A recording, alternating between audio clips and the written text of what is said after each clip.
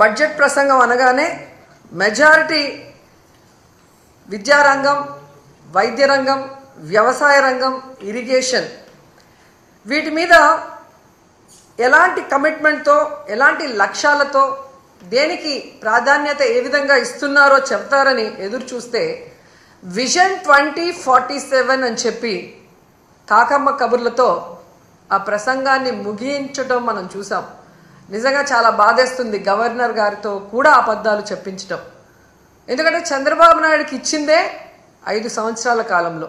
So తాను ఎన్నికల్లో ఏదైతే ప్రామిస్ చేశారో ఈ 5 ఏళ్ల కాలంలో తాను ఎలా అవన్నీ ఫుల్ఫిల్ చేస్తానని చెప్పమంటే 2047లో ఏదో చేయబోతానని చెప్పటం, ఇప్పుడు నేను ఏమీ చేయనన్నది ఇండైరెక్ట్గా స్పష్టంగా చెప్పడం అనేది రాష్ట్ర ప్రజలందరూ కూడా గమనించారు.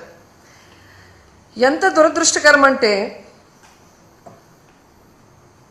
గవర్నర్ గారు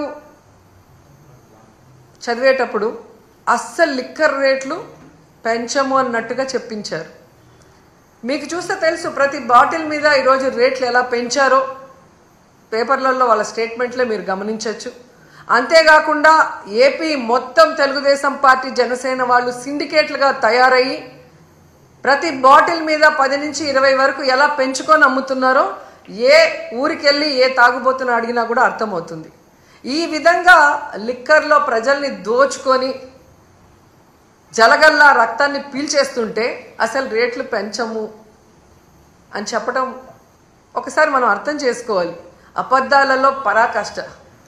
అలాగే విద్యుత్ ఛార్జీలు ఎన్నికల్లో స్పష్టంగా చెప్పారు, మేము అధికారంలోకి వస్తే 5 సంవత్సరాలు విద్యుత్ ఛార్జీలు పెంచము అని ఘంటాపథంగా చెప్పిన వాళ్ళు అధికారంలోకి రాగానే 15,000 కోట్లు విద్యుత్ ఛార్జీలు పెంచడమే కాకుండా ఇంకా భారాన్ని పెంచే దిశగా ప్రణాళికలు తయారు చేస్తూ గవర్నర్ గారి చేత విద్యుత్ ఛార్జీలు పెంచలేదు అన్నట్టుగా మాట్లాడించడము చాలా సిగ్గుచేటు చంద్రబాబు నాయుడు గారని ఈ సందర్భంగా తెలియజేసుకుంటున్నాను.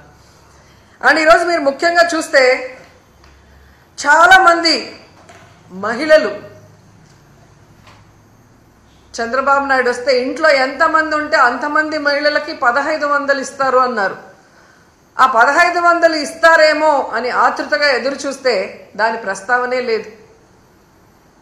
అలాగే మీరు చూస్తే రైతు భరోసా గురించి ప్రస్తావనే లేదు, ఫ్రీ బస్సు గురించి ప్రస్తావనే లేదు. అమ్మఒడి జగనన్న ఇస్తూ ఉన్నారు, మేము తల్లికి వందనం ఇస్తాము అని చెప్పి గొప్పగా ప్రచారం చేసుకున్నారే కానీ ఈ రోజుటి వరకు 9 నెలలు అవుతుంది, ఒక్క పైసా ఇవ్వలేదు తల్లికి వందనం. కనీసం జగనన్న ఇస్తున్న ఆ అమ్మఒడిని కూడా కంటిన్యూ చేయకుండా ఈరోజు ఎగ్జామ్స్ కూడా వచ్చేసాయి. అంటే ఏ విధంగా పిల్లల్ని మోసం చేశాడో అనేది మనం కళ్ళారా చూడాలి. అంతేకాకుండా మీరు చూస్తే రైతన్నలకి అన్నదాత సుఖీభవ 20,000 ఇస్తాము అన్నారు. వాళ్ళకి అలాగే చంద్రబాబు నాయుడు కరువు కవల పిల్లలు అంటారు. ఆయన రాగానే ఎలా కరువు వచ్చి అందరూ అల్లాడిపోతున్నారో మనం చూస్తున్నాం. గిట్టుబాటు ధర లేదు, అలాగే పెట్టుబడి సహాయం లేకపోతే ఆ రైతులు ఏమవ్వాలి? కనీసం గవర్నర్ గారి ప్రసంగంలో రైతు భరోసా ఇస్తాము అన్న భరోసా కూడా ఇవ్వకుండా చేశారు అంటే రైతన్నలు ఏ విధంగా మోసం చేస్తున్నారో మనం కళ్ళారా చూస్తున్నాం. ముఖ్యంగా విద్యార్థులు, ఈరోజు విద్యార్థులు అమ్మఒడి లేకుండా ఇబ్బంది పడుతుంటే చదువుకున్న పిల్లలకి ఉద్యోగాలు ఇస్తాం లేదా నిరుద్యోగ భృతి 3,000 ఇస్తామని చెప్పి మోసం చేసి అధికారంలోకి వచ్చాక ఈరోజు మీరు చూస్తే ఏ విధంగా వాళ్ళందరికీ కాంట్రాక్ట్ ఉద్యోగాలు కానీ అలాగే అవుట్సోర్సింగ్ ఉద్యోగాల్ని ఎలా తీసేస్తున్నారో, ఉన్న వాళ్ళని వాలంటీర్స్ని ఎలా తీసేశారో మనం చూస్తున్నాం. ఉద్యోగం ఇస్తా లేదా నిరుద్యోగ భృతి ఇస్తామన్న పెద్ద మనుషులు ఉద్యోగాలు ఇవ్వలేదు, నిరుద్యోగ భృతి ఇవ్వలేదు, 9 నెలలు అవుతున్నా. కానీ ఆల్రెడీ ఉన్న అవుట్సోర్సింగ్ ఎంప్లాయీస్ని అలాగే కాంట్రాక్ట్ ఎంప్లాయీస్ని వాలంటీర్స్ని లక్షలాది మందిని తీసేసి వాళ్ళ కడుపు ఎలా కొట్టారో ఈరోజు అందరూ కూడా గమనించాలని కూడా ఈ సందర్భంగా తెలియజేసుకుంటున్నాను. ముఖ్యంగా ఉద్యోగస్తులు చంద్రబాబు నాయుడు వస్తే ఏదో చేసేస్తాడు అని దేవుళ్ళ లాంటి జగనన్నని ఈరోజు ఓడించడానికి కంకణం కట్టుకున్నారే, మరి 9 నెలలు అవుతుంది. ఈరోజు మీకు డిఏ లేదు, ఐఆర్ లేదు, కనీసం పిఆర్సీ కూడా లేదు. చంద్రబాబు నాయుడు అబద్ధాలు చెబితే చాలా కమ్మగా ఉంటాయి, నమ్మి ఓటేశారు. పోనీ మొదటిసారి ముఖ్యమంత్రి కాదు కదా చంద్రబాబు నాయుడు.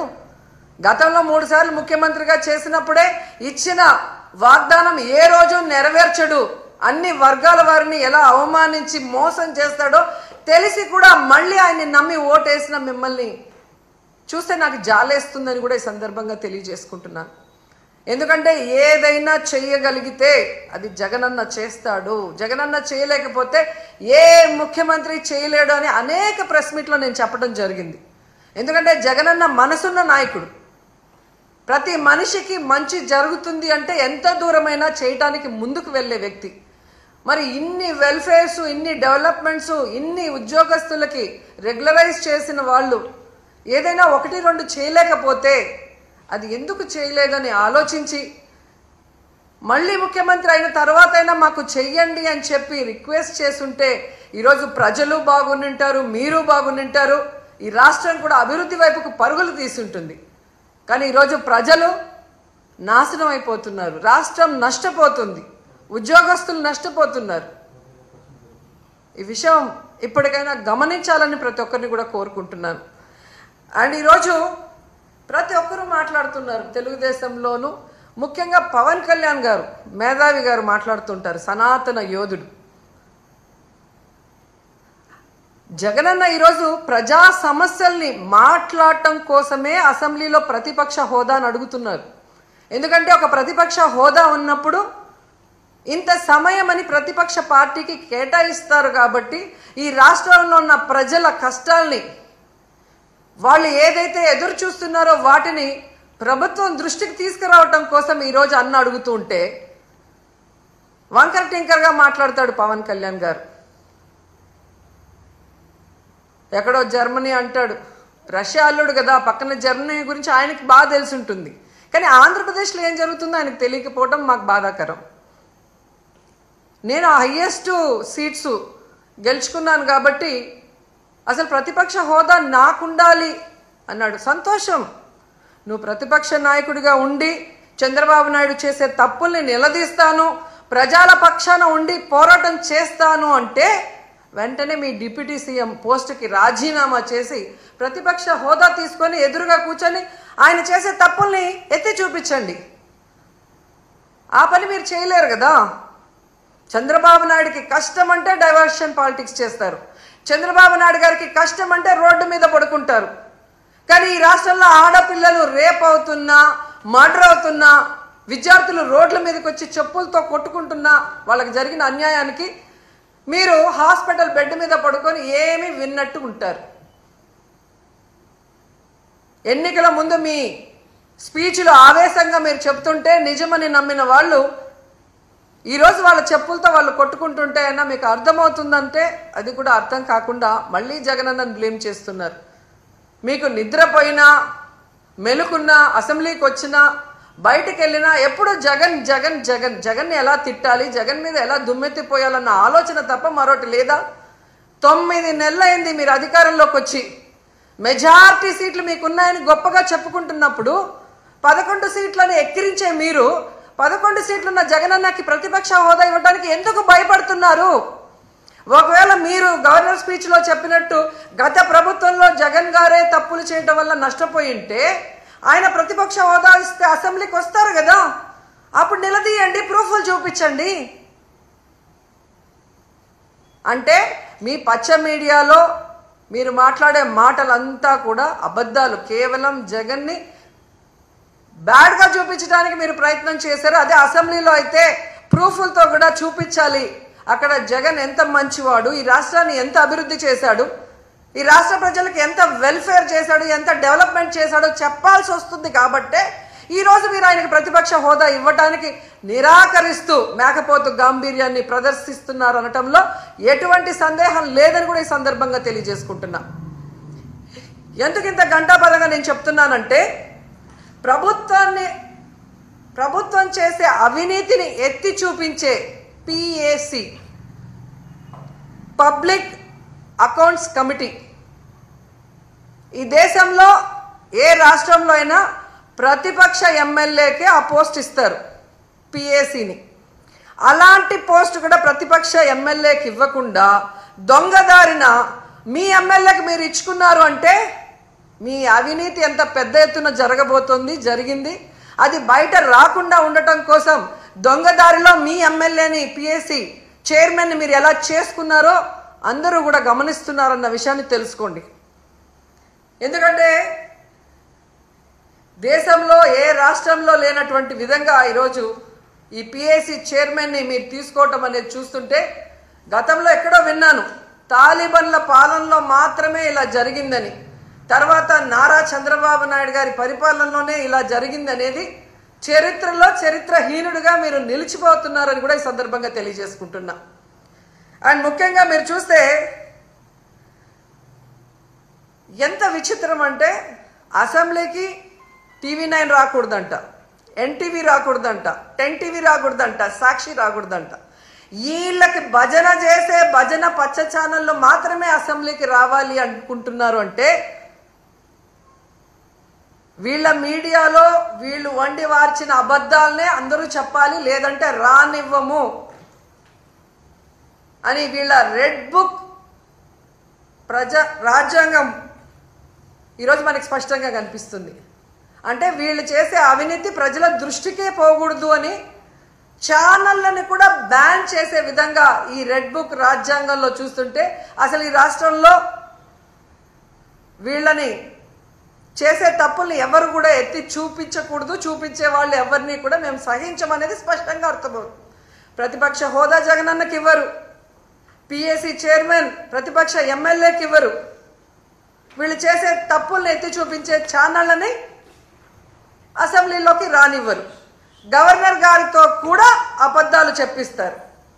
అంటే వీళ్ళ చైర్మన్, వీళ్ళ డిప్యూటీ చైర్మన్, వీళ్ళే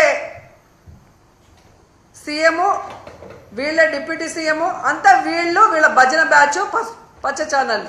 అంటే ఏ విధంగా ఈ రాష్ట్రంలో ప్రజల్ని ఎన్నికల ముందు మభ్యపెట్టారో అది కంటిన్యూ చేస్తూ ఆ ప్రజల్ని అలా మోసం చేసుకుంటూనే ముందుకు వెళ్ళడానికి వీళ్ళ ప్రణాళికలు ఇక్కడ స్పష్టంగా అర్థమవుతున్నాయి.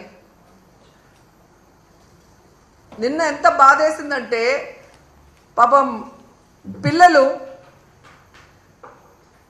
వీళ్ళు ఉద్యోగాలు ఇస్తారని ఇవ్వకుండా వాళ్ళని మోసం చేస్తే రోడ్డు మీద కూర్చొని 2 చెప్పులు చేతిలో పట్టుకొని వీళ్ళని నమ్మి వీళ్ళకి ఓట్లేసి గెలిపించినందుకు మా చెప్పుతో మేమే కొట్టుకుంటున్నామని వాళ్ళు చంపలు వాయించుకుంటున్నారు.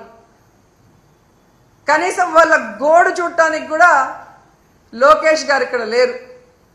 దుబాయ్లో పాకిస్తాన్ ఇండియా క్రికెట్ కూలింగ్ గ్లాసులు వేసుకొని కలర్ఫుల్గా చూస్తున్నాడు. అంటే వీళ్ళకి ప్రజలంటే గౌరవం లేదు, ప్రజలంటే అభిమానం లేదు. రైతులైనా, విద్యార్థులైనా, మహిళలైనా ఎవరినైనా అవలీలగా మోసం చేసేస్తాం, ఎవడు మమ్మల్ని అడగడు అన్న విధంగా ముందుకు వెళ్తున్నారు. వీళ్ళకి ఒక్కటే సూటిగా చెప్తున్నాను, నిజంగా మీకు దమ్ము ధైర్యం ఉంటే, మీరు ప్రజలకి మంచి చేస్తున్నాం, మా మీద ఊరికే దుమ్మెత్తి పోస్తున్నారు అని నిరూపించుకోవాలనుకుంటే జగనన్నకి ప్రతిపక్ష హోదా ఇచ్చి చూడండి. జగనన్న అసెంబ్లీకి వస్తారు.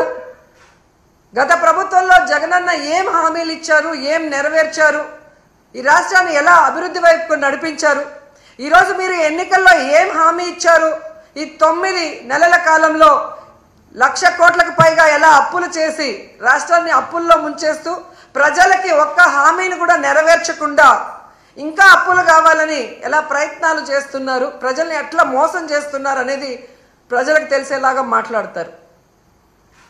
లేదు మేము జగన్ని రానివ్వము అంటే మేము ప్రజల మధ్యకు వెళ్ళి ప్రజలతో కలిసి పోరాటం చేసి మీ అవినీతిని, మీ తప్పుల్ని ఎండగట్టి మీ మెడలు వంచి ప్రజలతోనే మిమ్మల్ని తరిమి కొట్టిస్తామని కూడా ఈ సందర్భంగా తెలియజేసుకుంటున్నాం.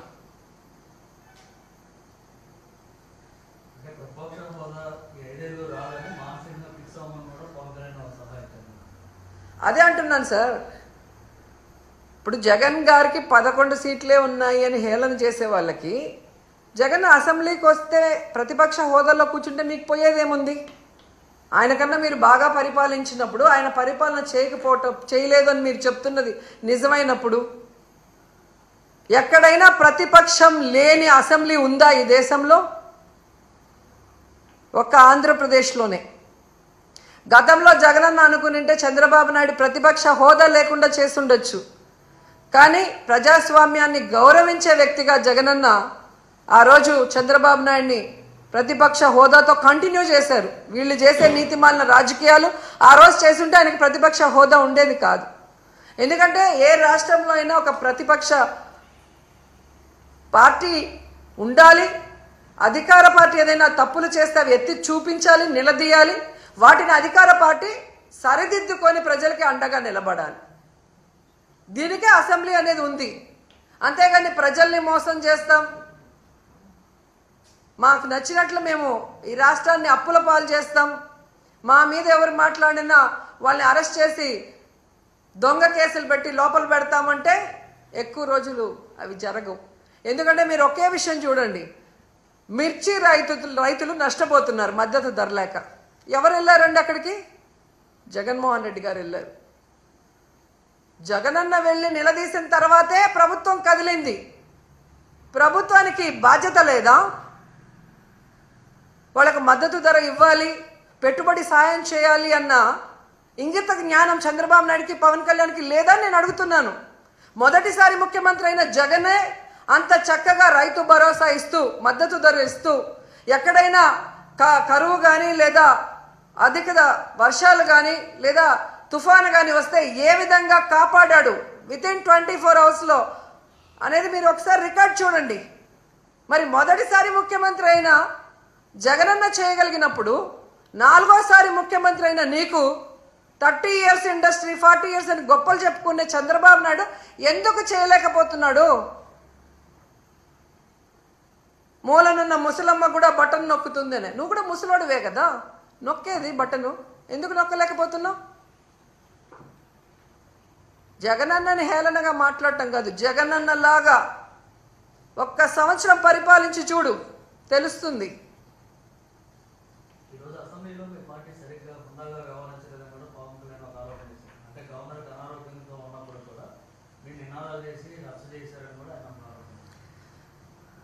ఏమని చెప్పారు?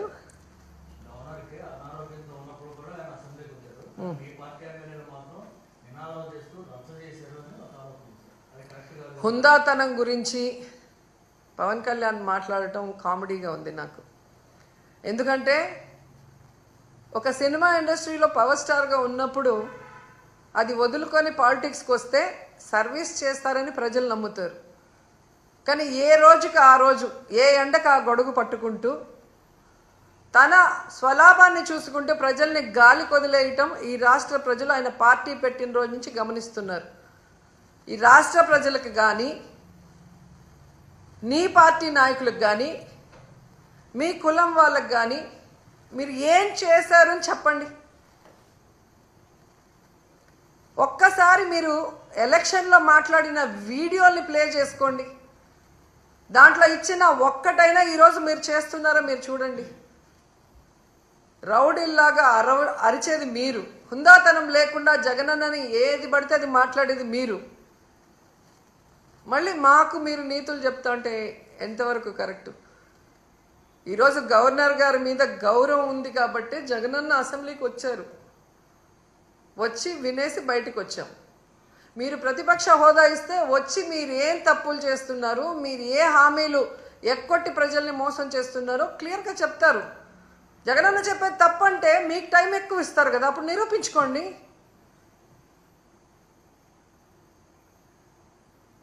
సో హుందాతనం మీకు లేదు. మీకు చంద్రబాబు నాయుడికి హుందాతనం ఉంటే ఈరోజు గౌరవంగా ప్రతిపక్ష హోదా ఇచ్చి లోపలికి పిలిపించుకొని ఈ రాష్ట్ర ప్రజలు గురించి మాట్లాడాలి. అసెంబ్లీ ఇన్ని కోట్లు ఖర్చు పెట్టి ఎందుకు మనం నడిపిస్తున్నాం? చంద్రబాబు నాయుడు, పవన్ కళ్యాణ్ సెల్ఫ్ డబ్బా కొట్టుకుంటుంటే చూసి వినటానికి కాదు కదా. ప్రజల వాళ్ళ కష్ట సుఖాలో లేదా వాళ్ళ ప్రాంతానికి కావాల్సినవో అసెంబ్లీలో చర్చించడానికి వాళ్ళు ఒక రిప్రజెంటేటివ్గా ఎమ్మెల్యేని పంపిస్తారు. సో వాళ్ళ మాటలు వినరు, ప్రతిపక్షం మాటలు వినరు, మీడియా చెప్పేది వినరు, రెడ్ బుక్ రాజ్యాంగం అంటూ ఈరోజు అసెంబ్లీని కూడా ఏ విధంగా ప్రజాస్వామ్య విరుద్ధంగా మీరు నిర్వహిస్తున్నారనేది గమనిస్తున్నారు మేధావులు కూడా.